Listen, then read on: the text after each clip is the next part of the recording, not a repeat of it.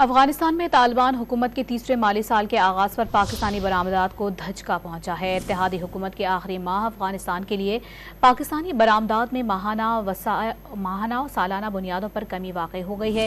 کیا وجوہات ہیں؟ جانیں گے ڈان نیوز کے نمائندے طاہر شرانی سے۔ طاہر شرانی بتائے گا واضح طور پر کیا وجوہات سامنے آئی ہیں اس کی؟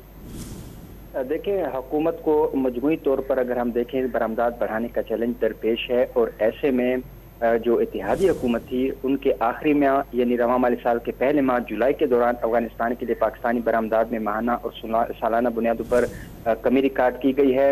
اس کی وجہ یہ ہے کہ جو مختلف اشیاء ہیں برآمدات کی افغانستان کے لیے ان میں کمی ریکارڈ کی گئی ہے۔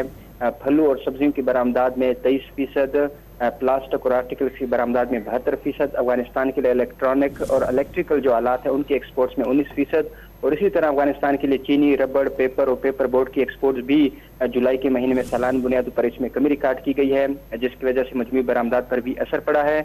جون کے مقابلے جولائی میں افغانستان کے لیے برآمدات میں 10%، اور جولائی میں سالانہ بنیادوں پر اگر دیکھیں تو افغانستان کے لیے برآمدات میں 3% کمی ریکارڈ کی گئی ہے۔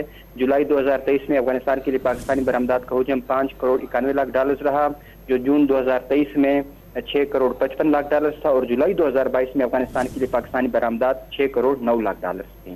بہت شکریہ طاہر شرانی آپ کا۔